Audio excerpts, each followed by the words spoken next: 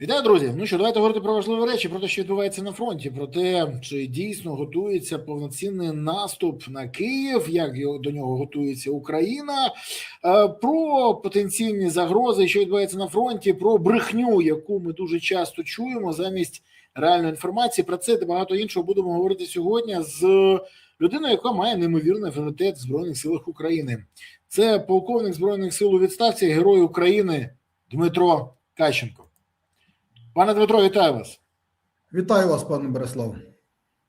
Я щиро радий бачити вас і хочу вам сказати, що після нашого попереднього ефіру мені телефонували військові, при тому різні, в різному званні, і солдати, і генерали казали, що нарешті твереза думка, яка дуже нечасто звучить від військових, бо багато хто не може казати про те, що є, і казали, що супер, що він може пояснювати ті речі цивільним, які ми всі бачимо. Оце, мабуть, найдорожча похвала, яку я чув. Але дивіться, я хочу, щоб ви пояснили деякі моменти. Зараз Путін оголосив, або планує оголосити мобілізацію. Про це каже Верховний головнокомандувач України Володимир Зеленський. Він каже, маємо документи російського генштабу, Путін планує наступ і готується розширити мобілізаційні процеси у Росії. А більше того, вже відомо, що дійсно росіянам припинили давати можливість виїхати з Білорусі, якщо вони мобілізаційного віку, або навіть з Білорусі, з Росії взагалі неможливо, або якщо вони отримали електронну повістку. Тож, скоріш за все, ця інформація має підтверджена. Але це добре, що Зеленський розуміє, що буде робити Путін. І дуже добре, що про це навіть знають в нашому генштабі. Тож головком Сирський теж знає. А цікаво, чи знають вони, що робити у відповідь і чи буде це зроблено. Як взагалі варто реагувати на подібну інформацію, тому що ми розуміємо, ворог буде мобілізувати, навчати і готувати підрозділи, забезпечує всім необхідним. Ми як будемо готуватися до того? Ну, не бити ж відео про травневі шашлики, то чого варто чекати? Ну, дивіться, пане Борислав, про те, що Росія збирається проводити мобілізацію, так, про це і заявляв і президент, десь буквально, ось, якщо не помиляюсь, десь на днях, точну дату не пам'ятаю, але була публікація, є такий момент. Знову ж таки, є в інформаційному просторі інформація про те, що навіть через Білорусію росіянам забороняють виїжджати. Також є інформація про те, що Білорусія там також щось там нарощує, якісь там спроможності, також проводить якісь там певні мобілізаційні заходи. От про це вже інформація є в мережі, її достатньо.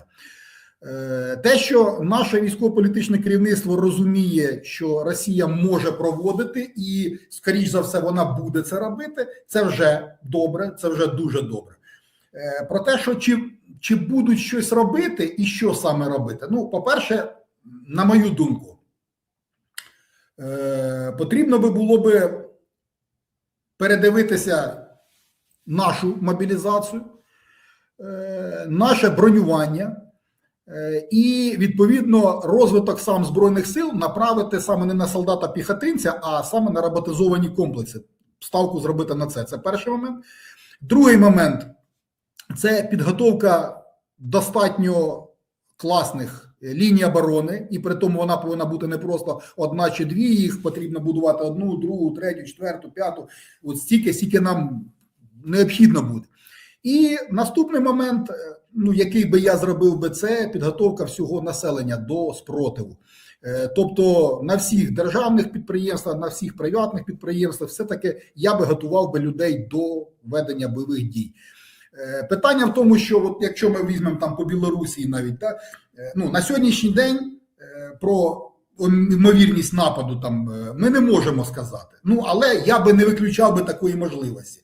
Те ж саме про Росію. На сьогоднішній день можливо, реакція Путіна про додаткову мобілізацію, це реакція на те, що ми вже вийшли за ці 30 тисяч вбитих на місяць, тобто на день там, грубо говоря, вбивають десь 1100-1200 чоловік. От, тобто, можливо, те, про що Путін говорить, чи планує він там збільшити цю мобілізацію, можливо, це з метою покрити саме оці от втрати. А можливо, і буде більше. Тобто не тільки Україна, а ще й країни Балтії також під загрозу. Тим більше, що на сьогоднішній день Ми бачимо там в напрямку країн Балтії певні рухи, які там розгортання, комплектування військових частин певних на кордонах і так далі. Тому я би готовий би і країну, і населення до того, що будуть якісь більш сильні дії з боку Російської Федерації.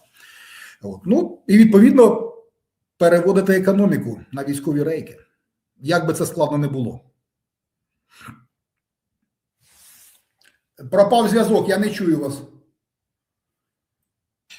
Це, як завжди, найскладніше, тому що дуже часто у нас вважають, що питання мобілізації – це виключно вручити повістку і відправити людину на проходження БЗВП. Замість того, щоб зрозуміти, що людину треба не тільки мобілізувати, навчити, забезпечити, а ще й економіка повинна працювати саме на військові рейки. І все, що повинно випускати, все, що пов'язано для фронту, то повинно так працювати. А у нас, трохи інакша ситуація.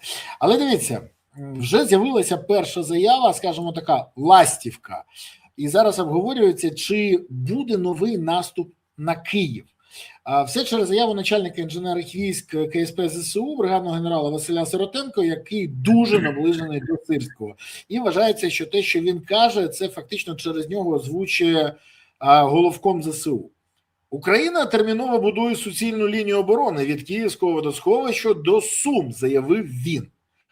Скажіть мені, будь ласка, я розумію, росіяни мріють захопити Київ, якщо не за 3 дні, то будь-яким варіантом. Але що не так з цією заявою, чи все так? От збудують зараз лінію. А ким будуть заповнювати цю лінію оборони? Далі. Лінія оборони, якщо я не помиляюсь, це ж не лише траншея, це ще засоби вогневого враження ворога. Це і артилерія, і РСЗВ, це і дрони, це і протитанкові загороди, це там величезні мінні поля. Тож будується що? Траншея чи дійсно лінія оборони? І ким будуть заповнювати цю лінію? Чи це говорить, що в планах Генштабу просто відкотитися в перспективі? І чи готовий для цього новий мобілізаційний план? За рахунок чого буде забезпечено все і ким наповнять ці лінії оборони? І чи готуються нові корпуси? Бо, повинні бути вже відповіді на це. Чи ми знову будемо бачити, як вже бачили, коли збудували лінію оборони, відкотилися і ворог зайшов в неї? Ну, дивіться, по поводу, чи формуються нові корпуси. Нові корпуси поки не формуються, але тих, які є, на сьогоднішній день їх поки достатньо. Навіть десь не так давно один із попередніх головнокомандуючих начальників Генерального штабу, генерал Муженко, там навіть розписував, що, можливо, їх навіть аж чересчур багато сформували. Ну, я вважаю, що їх не так багато сформували. Свого часу воно починалось, це планування формування ще за часів попереднього головкома генерала Залужного. Тому ця кількість була визначена, і яка вона була визначена, її ж планували, виходячи з довжини лінії бойового зіткнення. Тобто у нас є десь приблизно 1200 кілометрів. Оці корпуси, вони так і формувалися, щоб закрити цю лінію. Але ж питання, правильно ви говорите, про лінію оборони. Лінія оборони – це ж не тільки траншея. Тобто на сьогоднішній день копають траншею поки. Ну, звісно, це я сильно там, грубо сказав траншею, тому що там перекриті щілини, бліндажі, там все возможне. Але ж помімо цих всіх бліндажів, перекритих щілин, лінія оборони – це і міні-загородження, інженерні загородження різних типів, різних видів і так далі. Відповідно, там на певну глибину. Також це обладнання, знову ж таки, між позиціями. Одна позиція, друга позиція, третя. Цього міжпозиційного простору. Також між лініями оборони, якщо їх там планують, я не можу сказати, скільки їх там планують, але ж знову таки маю надію на те, що їх там планують декілька. І от між лініями оборони цей оперативний простір, він також повинен чимось обладнуватись і кимось. І от питання, якщо чимось ми ще там по озброєнню можемо щось за рахунок партнерської допомоги, там, за рахунок, знову ж таки, дронової компоненти, тому що ні для кого не таємниця, що 90% вогневого ураження – це, як правило, дронова компонента. Тому, в принципі, закрити цю лінію за рахунок дронової компоненти, в принципі, можна, теоретично, поки на сьогодні можна. Але ж от питання самих людей, тут навіть я не знаю, що сказати. Чому? Бо мобілізація, як би там не було, вона в нас іде досить таки туго. Хоча десь, мабуть, тижнів 2 назад, якщо я не помиляюсь, голова фракції там, Давид Арахамія заявляв, що в нас щось там близько 2 мільйонів ухилянтів. От, відповідно, якщо б ми маємо 2 мільйони ухилянтів, знову таки, на сьогоднішній день Сили оборони в нас десь там близько мільйона. Але я називаю цих людей мужик з ружьом, тобто мужик з ружьом – це безпосередньо піхотинець, який знаходиться в траншеї, на передній лінії, на перших позиціях. Це дронщики, це міномет, це артилерісти.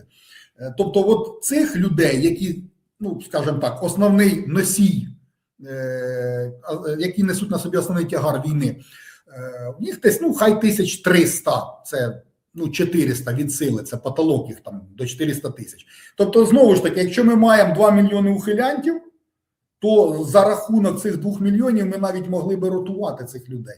Тобто десь там 2 роки повоював, там на 2 роки звільнився, пішов на дембель. Звісно, то можна все прораховувати. Але це схема, яка вже відпрацьована, наприклад, в Ізраїлі. Там мобілізували людей, вони, наприклад, 3 місяці, півроку, але підпрацювали, відправили їх до цивільного життя, мобілізували наступних. Через деякий час тих знову мобілізували, але є час на відпочинок, на відновлення, на заняття власними справами. І держава таким чином підтримує з одного боку постійно військових в нормальному стані, а з іншого боку, це допомагає не зменшувати, як би сказати, економічну стабільність держави, тому що люди повинні працювати і в іншому секторі. То це ж працює, то чому не взяти це на озброєння і не реалізувати? Це ж ідеальна історія. Ви знаєте, я особисто, моя особиста думка на рахунок Ізраїлю, що так, нам би вартувало би взяти ізраїльську модель собі на озброєння в більшості моментів. Тобто служать всі з повинністю, тобто ми маємо, грубо говоря, всю країну, яка готова до ведення бойових дій. Чому? Тому що, навіть якщо завтра, давайте ми умовно уявимо, що завтра ми перемогли Росію, скільки ми мали цих перемог за останні, 400 років? Безліч. І все одно вони потім приходять через 50-100 років, вони знову до нас приходять. Тобто, навіть якщо умовно ми собі сфантазуємо, що завтра буде перемога, і навіть на наших умовах, то я не даю гарантію, що через 50 років, чи через 70 років Росія знову не повернеться, щоб забрати частину країни або всю Україну. Тому ізраїльська модель для нас би, мабуть, на сьогоднішній день була би сама класна, сама прийнятна. Я більше скажу, я не впевнений, що Росія не спробує, якщо вона сьогодні домовиться, вже за 3-4 роки знову не напасти. Тому що тут зрозуміло, нова влада, яка прийде, повинна поставити для себе завдання номер 1 – зробити країну настільки сильною, щоб унеможливити новий етап війни для Росії в найближчій перспективі. І це нове завдання, бо ця влада, ми бачимо, вона про таке навіть не думає. Але дивіться, в будь-якому випадку, що відбувається зараз на фронті? Що з лінією оборони сьогодні на фронті? Чому запитую? Тому що ми всі пам'ятаємо, лінія оборони Наєва, пам'ятаєте, яку будували ще під час АТО. Потім знову під Києвом, Київ, Чернігівщина, Наєв побудував захисну лінію. Але ми бачимо і інші міста. Що взагалі по лінії фронту, що з нею відбувається, в якому вона стані зараз?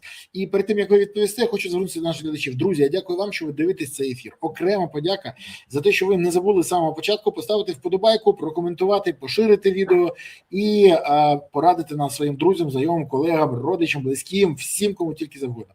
Але зараз напишіть в коментарях, що ви думаєте з того приводу, що ви почули, і звідки ви дивитесь цей ефір, куди закинула вас доля, ви чекаєте або наближаєте перемогу. Пишіть місто, селище, країну, регіон, район, будь-що, що може допомогти зрозуміти, звідки нас дивиться. Ну і як завжди ми аналізуємо наших глядачів, тому Пишіть. Дякуємо, що ви активні і не пасивні. Пане Дмитро, що скажете, що у нас з лінією оборони зараз? Дивіться, значить, по Чернігівській тут і Сумській областях я не готовий сказати, бо я на ній не був, але ж знову таки, враховуючи те, що Сергій Іванович Наєв, він достатньо грамотна людина, він досить з великим досвідом, як і бойовим, так і управлінським безпосередньо. Тому я не сумніваюся, що тут на Чернігівщині, на Сумщині, коли він там за час його керівництва, можливо, там ще до нього, щось там будувалось. Не можу сказати конкретно, що саме йде, але тим не менше. Але ж питання побудови. Побудувати це одне, а утримувати це інше. Тому що бліндажі, там всі окопи, там, ця вся історія, вона з часом вона осипається, йдуть дощі, сніги, тим більше, що цей рік таки зима трошки полютувала певний час, тому в якому воно там стані, не можу сказати, навіть якщо воно там побудоване. Далі, знову ж таки, Сергій Іванович, так, він побудував там, забезпечили там інженерне обладнання, але знову таки утримання. Тобто, якщо ми ставимо міни, то їх також треба періодично перевстановлювати, там періодично щось знімати, от, періодично щось ліквідовувати, встановлювати нове і так далі. Значить, із свого досвіду можу сказати, що от на Гуляйпільському напрямку, на напрямку Покровського, не путати з Покровськом, відповідно, там будується лінія оборони, і із того, що я бачив, коли їздив, в принципі, задумка досить непогана. Але ж знову таки, задумка непогана при наявності особового складу, який можна буде посадити. Тобто, знову ж таки, я не кажу про мужика саме з автоматом траншеї. Тобто, траншею можна на сьогоднішній день спробувати максимально автоматизувати. Але от, знову ж таки, цю лінію оборони повинні будуть забезпечувати якісь дрони, а відповідно це укриття для дронщиків, шляхи їх висування на ті чи інші позиції і так далі. Тому що ми розуміємо, що на сьогоднішній день кіл-зона там доходить до 40 кілометрів, де знищуються, як правило, там всі рухомі цілі. А от кіл-зона там, знову ж таки, 10-кілометрова оця, там взагалі вижити досить складно. Тому от у нас на сьогоднішній день солдати, вони йдуть там 3-4, а то й тиждень до позиції, тобто 3-4 доби, а то й тиждень доходить вихід на позиції. Те саме і дронщики досить складно, а це на собі ще треба нести певне обладнання.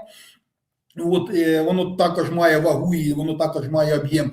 Тому не можу сказати, як там, бачив, що копають багато, і бачив, що копають якісно, але ж знову таки, наскільки воно буде дообладнано і наскільки встигнуть його дообладнати.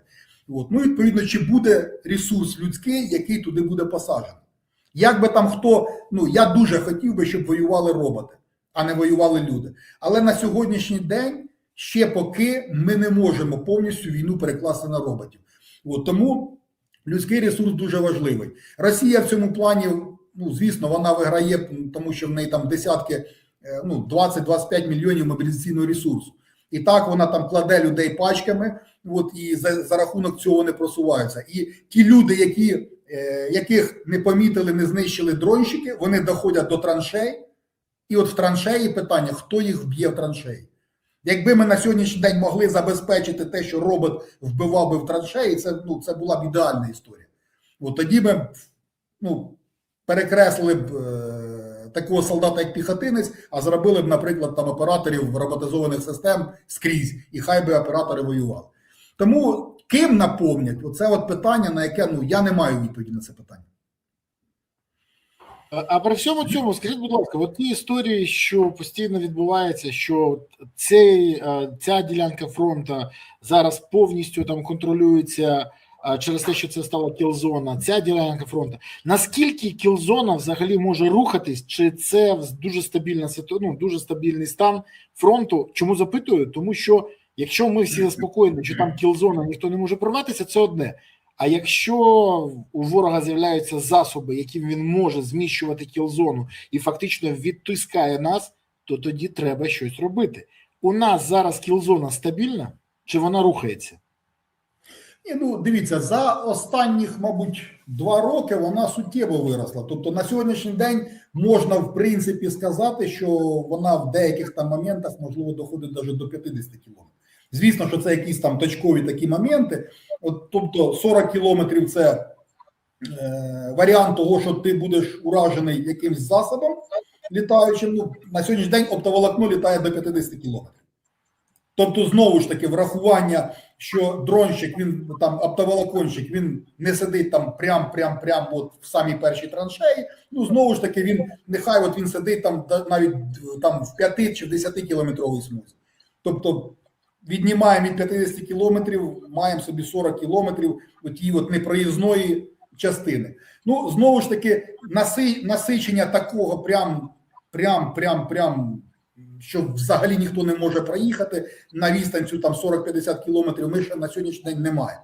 Так, загроза є, але прям от, так як у 10-кілометровій зоні. У 10-кілометровій зоні там дуже складно. Тобто ні проїхати, ні пройти. Якщо пройти, то там ще можна десь використовувати якісь там тумани, там, ну, якісь перебіжки і так далі. Тому що, дивіться, якщо взяти першу лінію, то, наприклад, посилка, яку скинули там десь, ну, метрів за 70 навіть, ну, по неї вже ніхто не піде. Тобто треба розуміти, а що таке, ну, 70 метрів? Ну, це чепуха, вроді, бо от ми як йдемо там десь в магазин там, чи на трамвайну остановку, да що там ті 70 метрів? Ну, казалось би, пробіг це, грубо говоря, там, хай 30 секунд туди, 30 секунд назад. Але ні, за неї ніхто не піде. Чому? Бо, скоріш за все, вб'ють, а якщо навіть не вб'ють, то виявлять, від кіля вийшов, куди пішов, і потім вб'ють цю позицію. Тобто, ну, це досить складно.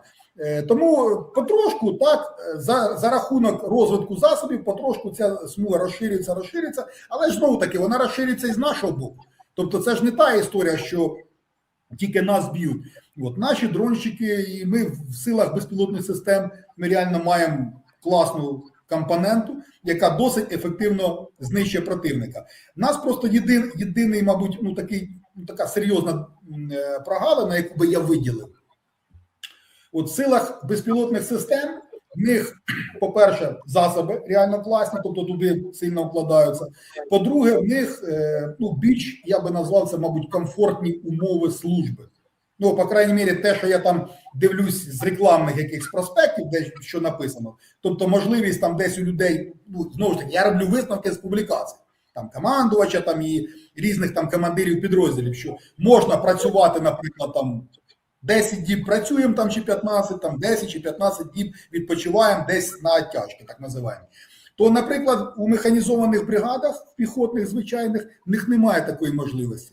Тобто в них, як правило, це і нехватка людей, плюс за рахунок тих засобів, які вони отримують, і ще приходиться допилювати там вже в умовах лабораторій цих так називаємих польових.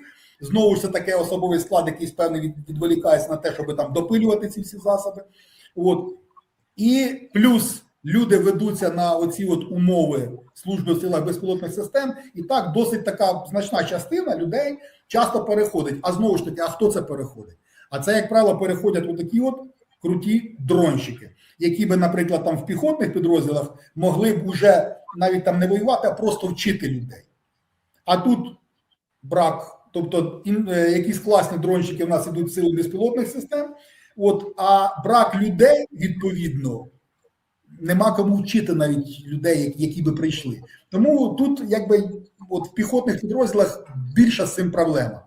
От. А піхотний підрозділ, знову ж це, як правило, це от, ну, піхотна бригада, там, ну, скільки, хай кілометрів 10, в неї там засоби ураження, які можуть наносити там вогневе ураження. А от тут знову ж таки питання ешелонованості. Тобто, от якщо ми візьмемо артилерійські засоби, міномет, є там 82-й, є 120-й. Тобто 82-й там до 4 кілометрів, 120-й там до 7 кілометрів. З учетом того, що він десь на передньому краї стоїть, ні. Тобто там якісь там засоби розвідки у командира батальйону там десь плюс-мінус до 5 кілометрів достають, от, доставали. І засоби реалізації цих розвідувальних даних також до 5 кілометрів з урахуванням 120-го міномет. У бригади там до 15 кілометрів за там рахунок ствольної артилерії, от, ну і так далі. На сьогоднішній день от, з дроновою ешелонованістю трошки маємо проблеми. Я не скажу, що вони критичні, але трошки маємо проблеми. Чому? Бо, знову ж таки, я особисто спостерігав неодноразово, коли, наприклад, рухається там чи якась техніка, якісь баги, чи якась група піхоти, і туди летять всі. Летить і батальйон, летить і бригада, і летить там, наприклад, там і мадяри летять, і прикордонники летять, і поліція, і все летить там знищено.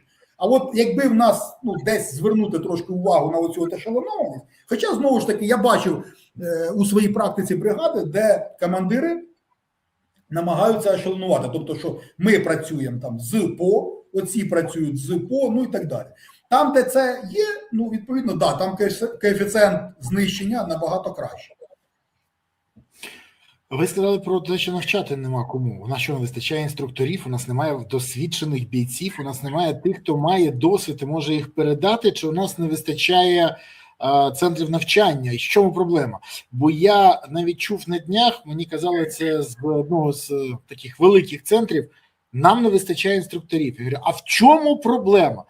По-перше, через матеріальне забезпечення ніхто не хоче йти, краще воювати на нулі, бо там це реальна ситуація. А друге, ти спробуй перевестись до навчального центру, якщо ти в бойовій частині. Так все ж таки, в чому проблема? І чи розуміє це головком, який повинен бути зацікавлений в тому, щоб у нього були гарно підготовлені військові?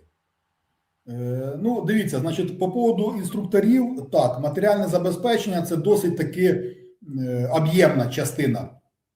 Тому що, правильно ви зауважили, що на передньому краї, під час виконання бойових завдань, людина отримує набагато більше грошей. Зазвичай інструктор, солдат, сержант, добре, скільки там в нього грошового забезпечення? Нехай я усередину там скажу, хай це буде там 25 тисяч гривень. Знову ж таки, 25 тисяч гривень, житло, і навіть якщо тобі, візьмемо там Дісну, тобі дадуть там якусь кімнату, можливо, чи там казарма, неважно. Але ж родина, по-перше, я без родини, по-друге, я відправляю гроші там своїй родині для того, щоб вона там, знову ж таки, за щось жила. Тобто отримую набагато менше і живу, в принципі, в умовах, плюс-мінус таких же самих, як і на війні. Тому що в навчальному центрі також може прилетіти ракета і вбити. А на війні я заробляю набагато більше, тобто я не біля родини, але я можу свою родину набагато краще забезпечити. Тому, звісно, що людина, як правило, вибирає бути на війні. Це перший момент. Другий момент, дійсно,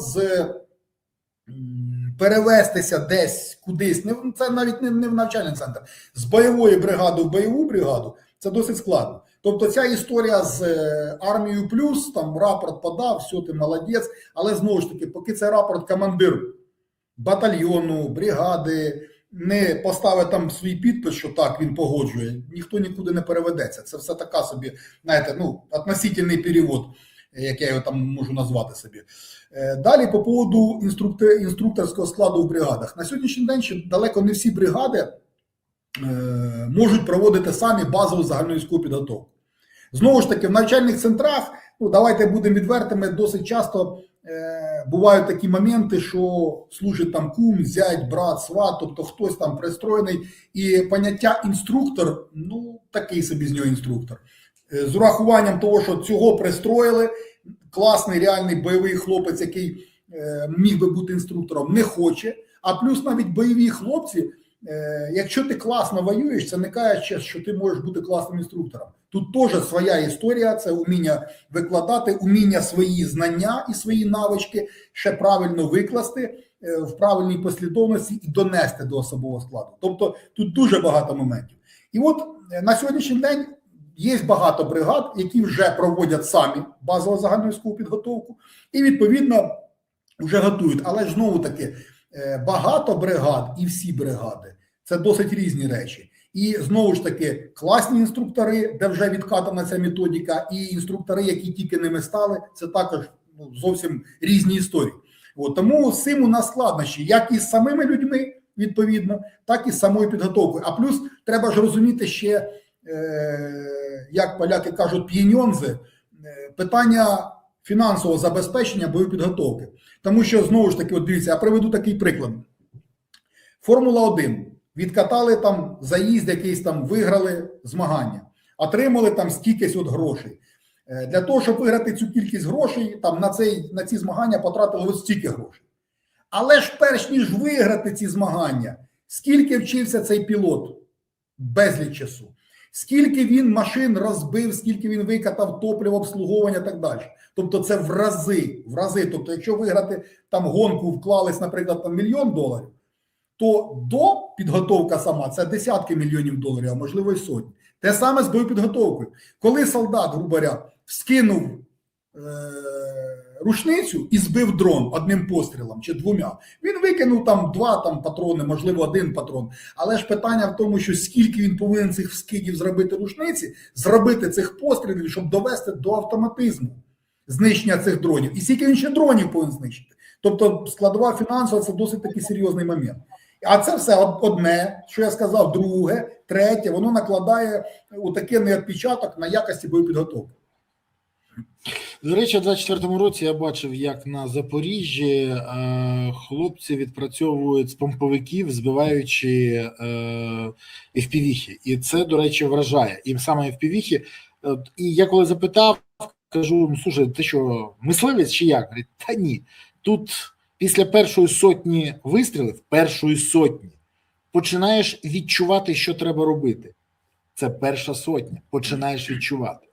А це питання життя і виживання на полі бою. І так майже у всьому. Бо тренування – це запорука того, що воїн досягає результату. Хочу, до речі, нагадати, що колись ще в 23-му році, коли головком Залужний звернувся до Зеленського з вимогою мобілізувати 450-500 тисяч людей протягом року, він тоді казав, їх треба навчати від півроку до року, щоб вони дійшли до максимальної кондиції. Не місяць чи півтора, а від півроку до року, щоб вони були справді підготовленими військовими. Тож Залужний теж розумів, про що йдеться мова. Зараз, на жаль, маємо трохи іншу ситуацію. Але дивіться, у нас взагалі дуже люблять мовчати по багатьох питаннях. От, наприклад, влада зараз не коментує те, що росіяни захопили вже 150 квадратних кілометрів вдовж кордону на Сумщині і роблять з них буферну зону. До речі, схожа буферна зона вони намагаються зробити на Дніпропетровщині, на Запоріжжі, на Харківщині. І про це мовчать. У нас якби от постійно розповідають про якісь досягнення, перемоги, які є, але питання в іншому. Про це чомусь мовчать. То проблема ігнорується от ці ситуації на Сумщині або на Запоріжжі, чи просто замовчується для того, щоб вирішити її, а потім сказати, а ми все виправили. Бо журналісти пишуть, що на Сумщині ситуація стає загрозливою і може так статися, що фронт знову підкотиться до Сум. Ну, дивіться, пане Борислав, я от скажу знову ж таки про ці от перемоги.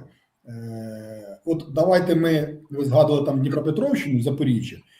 Десь, мабуть, півтора місяці назад головнокомандувач озвучив цифру 400 квадратів там звільнили. Як? А більше було, 430, щось таке було. Ну, там, давайте візьмемо з ним. Там не столь вже плюс-мінус там 400-430. Але це була реляція, це була гучна реляція. 400 тисяч – це територія десь приблизно пів Києва. Ну, приблизно. Тобто це досить немало. За півтора місяці, от я не скажу, що там кожного дня я починаю з діпстейта, але раз в тиждень я дивлюсь діпстейт і дивлюсь там, моніторю якісь там зміни, які там відбулися. З урахуванням навіть того, що діпстейт часто буває там на 3 доби, на тиждень, інколи навіть 1,5 тижні, вони там десь не подають інформацію. Ну, не знаю причин, не можу стверджувати, ну, тим не менше. Десь запізнюється. То вже пройшло 1,5 місяці. І от, до речі, ще ніхто з журналістів, я не бачив ще ні одної публікації, що так де ж ці 400 квадратів, які звільнили, і що це за квадрат? Тобто, знову ж таки, я розумію, що це було там головкомом озвучено, відповідно, я не знаю, не володію інформацією, чи знає президент, розуміє президент те, що там головнокомандувач десь, можливо, обманює, або, можливо, там перебільшує реально те, що було зроблено, і що саме зроблено. Що це? Це 400 квадратів було звільнено, чи це було 400 квадратів сірої зони зроблено, ну, от, чи що. Те саме от по Сумщині ми бачимо. На сьогоднішній день, так, там деякі журналісти заявляли, що Сумщина там вона в напівоточенні, чи саме місто Суми, верніше, в напівоточенні. Я би ще не сказав, що воно в напівоточенні, тобто артилерійським вогнем, так, вони можуть доставати. Там, наприклад, там гіацинтам якимось, я думаю, що можуть дотягуватись. там з рахуванням десь близько, мабуть, 30 кілометрів від лінії боєзіткнення до Сум. Тобто, в принципі, якимсь крупним калібром можна дістати. А також можна дістати оптоволокном. От, ну і відповідно просування по певних населених пунктах там є. От, і відповідно перший, другий, третій, четвертий, п'ятий, коли їх там буде вже добре десяток тих населених пунктів, я думаю, Росія почне в себе за спиною вже вибудовувати якусь лінію оборони, на яку вона потім сяде і буде розширювати далі. Тому що ми знову ж таки розуміємо, що на сьогоднішній день сили оборони наносять досить часто удари, ті ж самі дронові, по території Російської Федерації. От. І навіть оці от села прикордонні, ну я розумію, що Путін навіть там в селах прикордонних, все одно ж люди між собою розмовляють. Хтось сказав цьому, хтось сказав цьому. Для того, щоб унеможливити оці от розмови, я розумію Путіна так, він намагається створити буферну зону для того, щоб по Російській Федерації, ну мінімум, якісь ракети прилітають, так, ну якісь ракети, але хоча б оптоволокно, там звичайні дрони не знищували живу силу на території Російської Федерації. От, ну і звісно своєму населенню показати, що дивіться, все, ми витіснили, ми врага побіділи. Тому так, є ці просування, і чому про них мовчать, ну я не знаю, в мене нема пояснення. Але це дуже дивна ситуація, яка взагалі не може пояснити. А і, до речі, дуже дивна ситуація, коли намагають, взагалі, брехня в армії, вона ж дуже часто зустрічається. От, наприклад, нещодавно я здивувався ситуації навколо 14-ї бригади. Ви бачили цю історію 100%, ви навіть її коментували. І тоді оприлюднені фото, на яких були виснажені бійці 14-ї бригади 2-го батальйону ЗСУ, які були не забезпечені їжею. Генштаб визнав і навіть, але дуже дивно, до речі, в Телеграмі залишилось повідомлення, а в Фейсбуці немає. От якось дивно. І от незрозуміло чому. І запитання ще одне.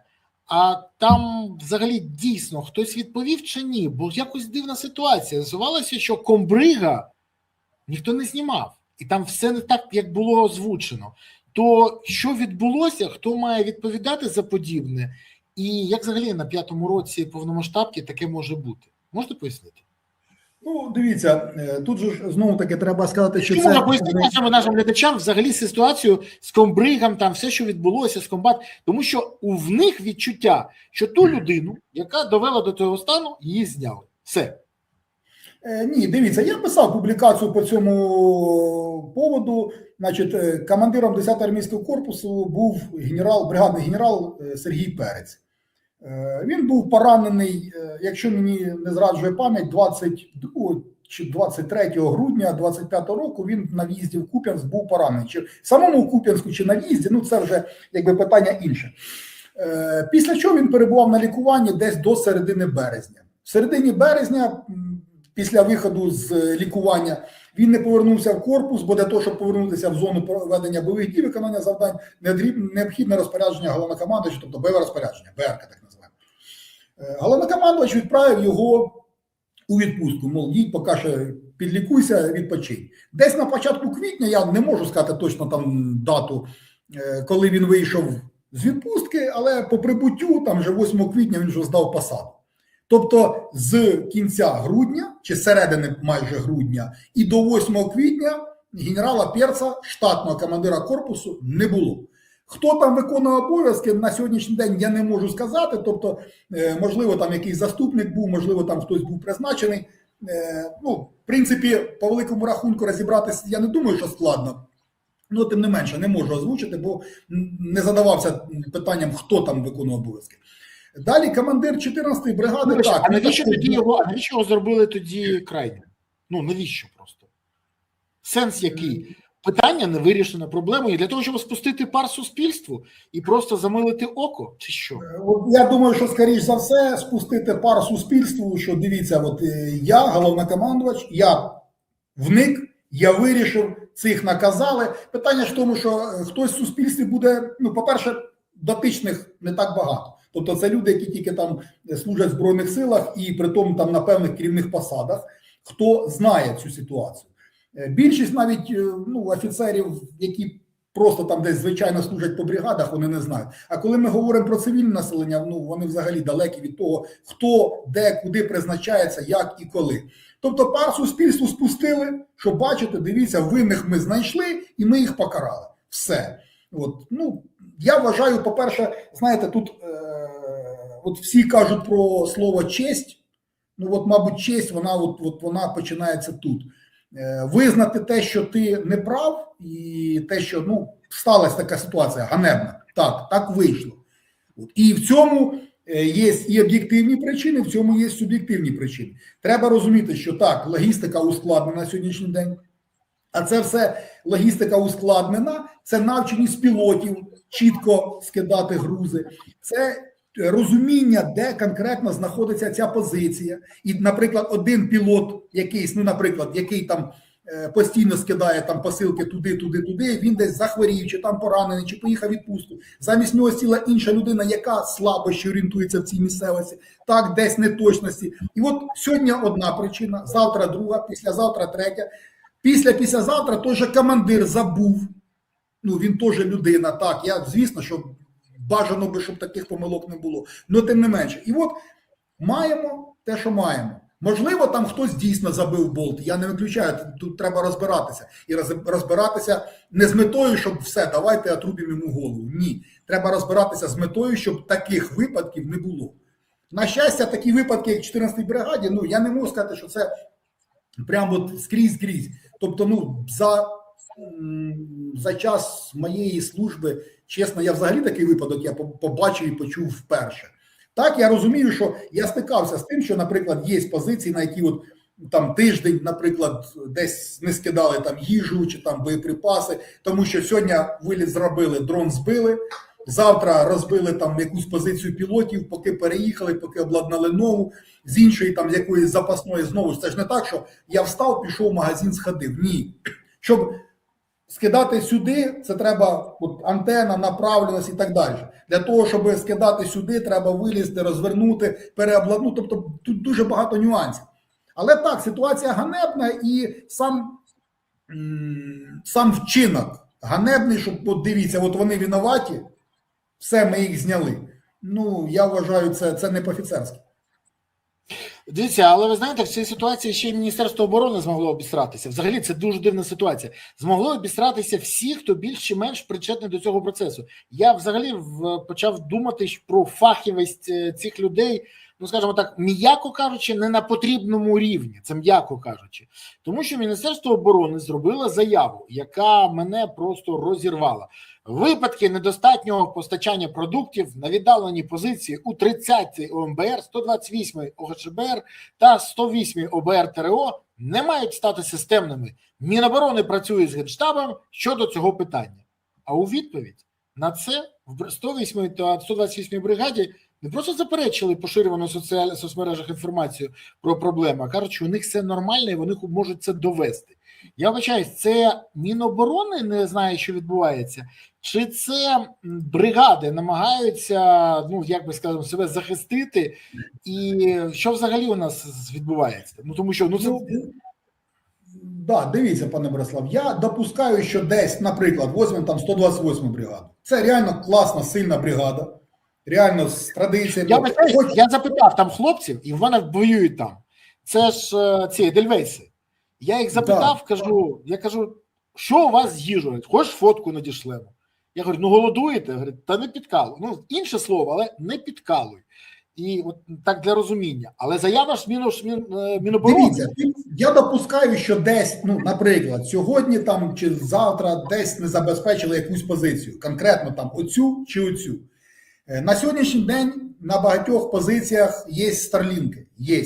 Там, да, не на всіх, да, можливо, там на 50% нема, але на багатьох позиціях є. Знову ж таки, зв'язок з рідними, там десь хтось кудись рідним сказав, рідні позвонили на гарячу лінію Міністерства оборони, от там така ситуація, все погано, все печально. От, хоча там продукти, наприклад, ну, через 2 дні підкинули, бо сьогодні летів, але дрон збили. Знову ж таки, є момент. І тому Міністерство оборони, можливо, хтось, хто робив цю публікацію, тут же питання в тому, що я сумніваюся, що її робив сам Федоров, Тобто людина, яка робила цю публікацію, вона могла просто десь набрати, там, наприклад, цю ж гарячу лінію і сказати, а в яких у нас бригадах проблеми, там, які жалоби були. Ну, там, от жалувалась там 128, там, наприклад, 58, там, 93, 28, ага, все. І вони сюди в публікацію втулили. Ну, хоча я дуже сумніваюся, от є 128-ма ТРОшна бригада, ну, вона зараз важка, механізована, здається. Є 128-ма Едельвейси, горна бригада. Ну, не Едельвейси, це, здається, десятка Едельвейси. Ну, тим не менше, вона, здається, горна бригада. То вони достатньо такі сильні бригади. Ось 128-ма ТРОшна, я в ній якось працював, ще коли служив в ОК «Схід», там, мабуть, місяць чи півтора я в ній працював, то я точно знаю, що там безпілотна складова доволі таки непогано поставлена. І начальник безпілотних систем бригади досить таки не слабий дядько. От, і я дивився, як вогневе ураження наноситься, і як ті ж самі посилки доставляються, то я должен сказати, що там на достатньо високому рівні. Тому у 128-ї горні я сумніваюся, що там також все це слабо. Але, ну, 14-та от вийшло так, що от дала штангу. Такі випадки бувають, поодинокі, ну, але вони бувають. Скажіть, будь ласка, от таке дивне запитання. Ви ж були зам комкора, заступником командуючого корпусу. А ви саме бачили моменти, коли призначали винного? От будеш відповідати. Система вимагає, щоб от ти відповів, чи ти когось знімали на потребу, хоча вони, ну, якби не несли, ну, не були винними в тому, що відбулося. Такі випадки ви спостерігали в вашій історії служби? І командир 17-го корпусу, і командир 20-го корпусу, це полковник Селенко і полковник Кітугін, от були зняті з посад знову ж таки за, ну, я так розумію, за втрати там певні території. От, але ж знову таки, ну, враховуючи те, що я був у 20-му корпусі заступником командира, то я скажу, що, наприклад, при полковнику Кітугіні, коли він був комкором, там, мабуть, десь за 4 місяці бойової роботи, там десь плюс-мінус 5, ну, точно не скажу, ну, мабуть, втратили найменше всього території. Але ж знову таки... А у вас було забезпечення, повне забезпечення всього необхідного від особового складу до засобів враження ворога? Звісно, що ні. Звісно, ну, а тоді як можна вимагати чогось? Ну, це вже питання інше. Я ж не можу відповісти на це питання, бо не знаю, тому що статут нам пише, що командир повинен забезпечити виконання завдання.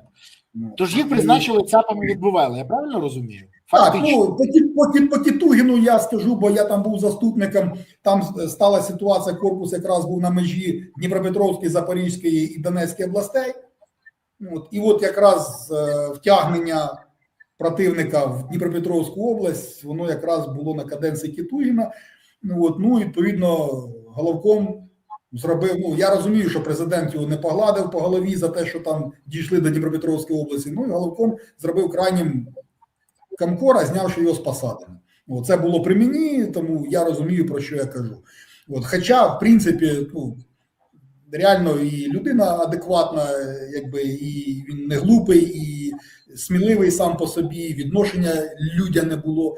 От, ну, тим не менше.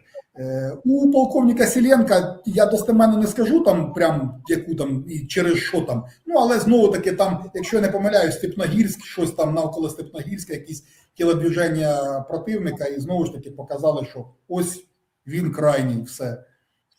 Ситуація виправилася після цього? Стало набагато краще? Та я б не сказав, що стало краще. Гірше, так, а краще ні. Питання ж не в людях, питання в забезпеченні. Я вибачаюсь, але після цього, просто мені декілька людей, саме про 20-й корпус, сказали, що після цього багато хто з офіцерів став вважати, що краще не повідомляти про проблеми, а просто замовчати, намагатися якось виправити, що завгодно робити. Але ж це тільки збільшує проблему. Тоді в мене до вас запитання. От взагалі, не знаю, це якась система брехні, яка побудувалася, бо багато хто каже, що, наприклад, командир роти повідомляє інформацію в БАТ передає в бригаду, а далі воно якось зникає ця інформація, чи на якому моменті? Взагалі, як побудована і через що ця система брехні? Бо коли виходить, наприклад, головком і каже речі, які, м'яко кажучи, не відповідають дійсності, то це в мене зразу стає, а я розумію, що це не відповідає, бо я знаю ситуацію, і я розумію, що він повинен знати. То тут запитання, або не працює вся та вертикаль передачі інформації, або що відбувається? Ну, відбувається, дивіться, брехня, вона присутня, мабуть, десь там, починаючи вже, мабуть, з 23-го року, по крайній мірі, при зміні головкома, ну, тобто, то, що було в Хортиці, воно масштабувалось потім на Збройні Сили. А поясніть, чому, щоб глядачам стало зрозуміло. Ми маємо умовно якусь позицію, з якої солдати відійшли. Відійшли чому? Ну тому що, ну, по-перше, позицію там максимально розібрали, практично знищили. Тобто там нема де ховатись, нема де там жити, нема де там обустроїти якісь там вогневі точки і так далі. Тобто, ну, вона тактично, ну, вона втратила своє значення. І, ну, здраво би було б нормально людей зберегти і людям відійти. Люди відходять, командир взводу, там, роти, батальйону, бригади там, і так далі, вони доповідають. З Генерального штабу прилітає, там кожен день їх там десятками вони йдуть, там, відновити втрачене положення. Тобто робити оці от бездумні, тупорилі контратаки для того, щоб повернути ту позицію. Тому, якщо позиція втрачається, так, є там, ну, назвемо це, там певний механізм, що сьогодні її втратили, ну, от її розписують, розтягують в часі, ну, це називається списувати позицію. Тобто її там в часі, навіть якщо люди від тіля відійшли, то от на рівні там ще в бригаді про це знають, а, ну, можливо, максимум в корпусі, це якщо знову таки, якщо начальники вникають достатньо сильно туди, то в корпусі також про це знають. Але її просто втрату її розтягують в часі. Тобто з Генерального штабу приходить бумага відновити втрачене положення. На Генеральний штаб пишеться бумага, що нема сили засобів, неможливо там чого, перше, друге, третє, четверте. От. І або цю позицію просто там, ну не знаю, там подають там пораненими, там контуженими, люди відійшли, там замінити нема ким. Ну але ж знову таки раз, другий, третій, четвертий, це, як правило, приводить до зняття там командира бригади з посади, там командира корпусу з посади, там і так далі. Тобто до хороших моментів це не приводить. І тут же не в тому біда, що там командир бригади, він там чи комкор боїться бути знятий з посади. Ні, питання тут, якщо ми беремо там, хтось думає, що вони там отримують мільйони і вони там нічого не роблять, ну це зря так люди думають. Тобто командири корпусів, там тих самих командири бригад, ну це добре, якщо вони там по 4 години сплять на добу. Це дуже добре. Постійно голова забита тими бойовими діями, там прийняттям рішень, от там по бригадах, по батальйонах і так далі. Тобто це досить великий об'єм інформації і досить складне там навантаження, і психологічне, і фізичне, досить складно. Звісно, що його там, ну, не варто порівнювати з навантаженням на солдата, який знаходиться в окопі. Це різні навантаження. Ну, тим не менше. Але для любого бойового командира бути знятим з посади – це не страшно. Страшно бути недотичним до війни, тобто не приймати участь в реалізації рішень і в реалізації там самої війни. Тобто був командиром бригади, а став, вибачайте, таким шлеперем в якомусь там штабі. Все. Тобто людина тут командувала боєм, приймала якісь там рішення там відповідні. От, а тут раз от вона ходить, бумажечку принесла, здрасті, підпишіть. А, ні, не так, ну я піду перероблю. Тобто це досить страшно, досить якби позорно. От, тому люди намагаються там десь там максимально, це один із моментів, максимально там демпфувати оцю от втрату позиції. Це перший момент. Другий момент, ну у нас же ж командири корпусів, командири бригад, це ж не кровожадні якісь типи, які хочуть прям все, давайте солдатами вб'ємо. Ні. От, кожен із них розуміє, от командир бригади розуміє, що якщо він зараз втрати цих солдат, завтра йому не дадуть нових. Це в штурмових полках, там роздають їх, там кожен день їх насипають. От. А в піхотних бригадах хорошо, якщо місяць там чоловік прийде, ну якщо 10, то це командир бригади, там нічого собі, це він там вимолив у Господа Бога таку допомогу собі. Тобто і командир бригади розуміє, якщо він зараз втратить цих людей, по-перше, їм ніхто не дасть, раз. Два, він демотивує інших, які скажуть, та ні, ну все, там от буде отака от ситуація, нас там просто вб'ють і ми нікому не цікаві. Тому також він приймає рішення десь там відходити, але ж знову таки, він доповість, що він прийняв рішення, його знімуть з посади. Тому йому приходиться там викручуватись і будувати якусь там таку логічну цепочку про те, що да, позиція втрачена. На якому рівні в нас, політично це, можливо, там, я ж не знаю, там, можливо, з Ланковим питають, а чого те село втрачено? Я тут не знаю. Можливо, це амбіції Головкома показати президенту, що дивіться, як я класно там вмію воювати. Тут вже я затрудняюсь відповісти. Але позиція брехні, вона з 23-го року, і вона тільки посилюється в Збройних силах. Звісно, що є розуміння, що брехня вона до хорошого не доведеться 100%. Рано чи пізно воно вилізе. Скажіть, будь ласка, як ви вважаєте, Верховному головнокомандуючу, він же президенту, брешуть, чи він знає все, що відбувається? От якісь серйозно. Тому що деякі заяви показують, що він або не в курсі, або сам бреше. Я не знаю, от я хочу, як вас військово... Я сподіваюсь, затрудняюсь відповісти, але мені здається, що, скоріш за все, мабуть, знає. Чому? Бо у нас є головнокомандувач, який доповідає якусь інформацію. У нас є міністр внутрішніх справ, якого люди також воюють, і він доповідає якусь інформацію. У нас є ГУР, який також люди воюють і має там якусь інформацію. В нас, відповідно, є ще СЗР, як там не є, але все одно вони дотичні до війни. Дуже багато структур, які дотичні до війни і мають свою інформацію, мають обізнаність. Ще СБУ, Міноборони, всі інші.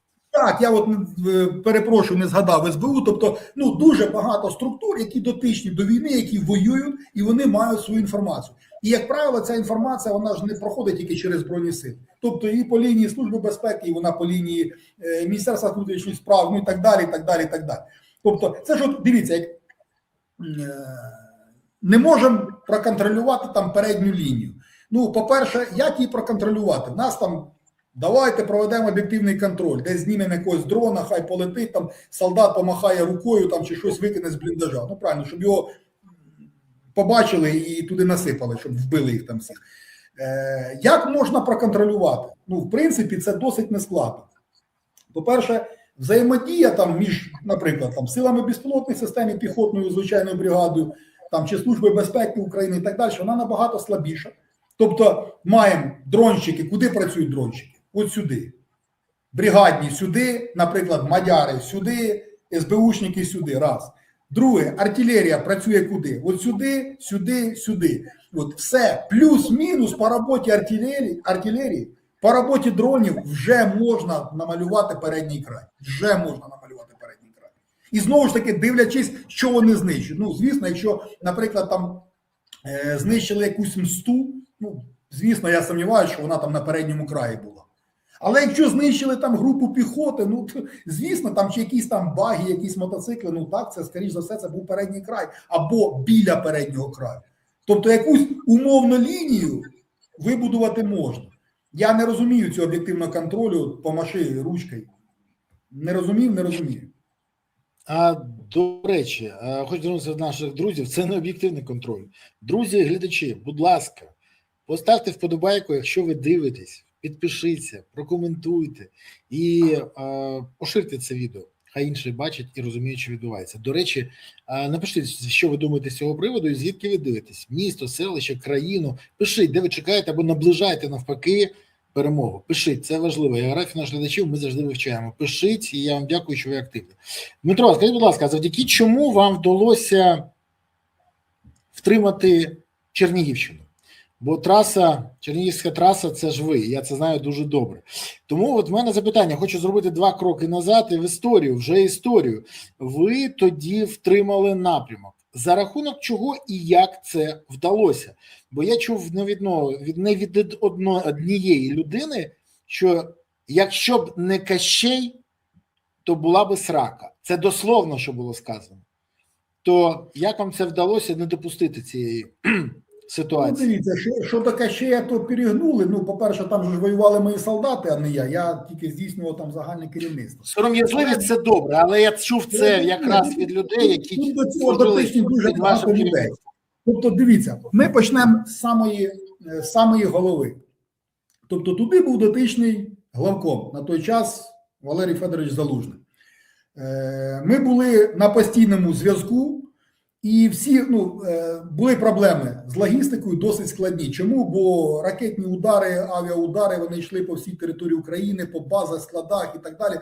Тобто досить складно щось було там отримати, привезти, вивезти, перевезти, доукомплектувати і так далі.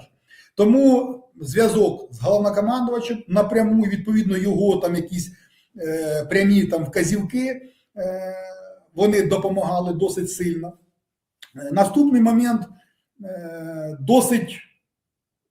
досить левову частку самого управління і побудови оборони там отут на ділянці Чернігів-Київ. Це вже на сьогоднішній день відставний по віку генерал-майор Рамигайло Петро Дмитрович. Він із штабом, він був начальником штабу оперативного командування «Північ».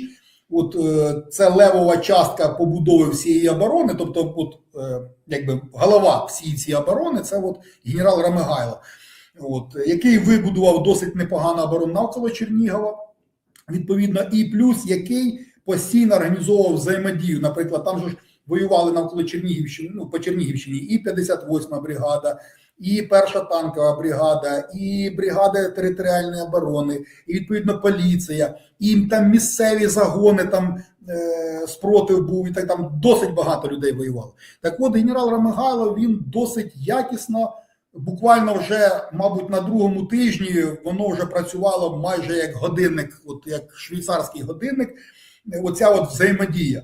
Тобто якісь мінімальні рухи, які тільки були з боку противника, це все вже воно оброблялось, воно вже аналізувалось, і вже там старший штаб роздавав відповідно якісь там вказівки. Тому тут, по-перше, я кажу, робота головнокомандувача і його штабу, відповідно робота генерала Рамигайла, його штабу, відповідно безпосередня робота штабу моєї бригади і командирів батальйонів, достатньо потужні були на той час командири батальйонів, там і, на жаль, вже покійний сьогодні Максим Кірійчук, Логуш Володя, Богдан Гарнага, ці живі, служать, воюють далі. Відповідно, солдати, які були там, хтось був ще на той час, досить, це, до речі, така левова частина була, що ми мали солдат, більшість яких з 14-го, там, 15-го років були в строю. Та ж сама 58-ма бригада, вона там 15-й, 16-й, 17-й роки воювала Авдіївка, Промзона і так далі, Желобок. Тобто вони мали там досвід. І люди, які були мобілізовані, а мобілізовані на той час це були добровольці, які стояли чергами всі територіальні центри комплектування. Відповідно, оця суміш добровольців і солдат-контрактників, які вже були з досить серйозним досвідом, вона зіграла свою роль, те, що нам вдалося відстояти Чернігівщину, вдалося відстояти там Київщину, відповідно створити умови для того, щоб противник відступив.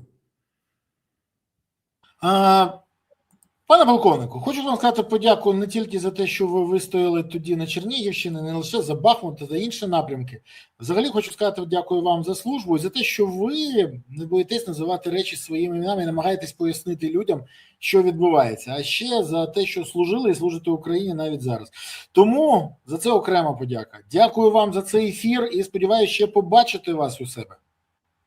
Дякую, пане Борислав. Навзаєм. До побачення. І до зустрічі. До побачення. Друзі, хочу подякувати вам, що ви дивилися. Далі працюйте з цією інформацією, використовуючи критичне мислення і вміння аналізувати, ви будете працювати з цією інформацією, будете розуміти. По-перше, що відбувається? По-друге, як мінімізувати негатив і отримати максимальний позитив для держави, суспільства і Збройних сил. Це окремо взагалі. А головне, увага, суспільна увага до всього цього, що каже пан полковник, повинна змінювати ситуацію на краще. Тому підписуйтесь, ставте вподобайки, коментуйте, поширте відео і не забувайте підписуватись. Це все важливо. А головне, не забувайте підтримувати ЗСУ. Донатьте на ЗСУ, приєднуйтесь до ЗСУ, допомагайте ЗСУ. Бо ЗСУ – це єдина сила, яка є запорукою того, що у України є майбутнє. Тому всі ресурси на ЗСУ, щоб у України було гарне майбутнє і гідне майбутнє. Дякую вам, па-па.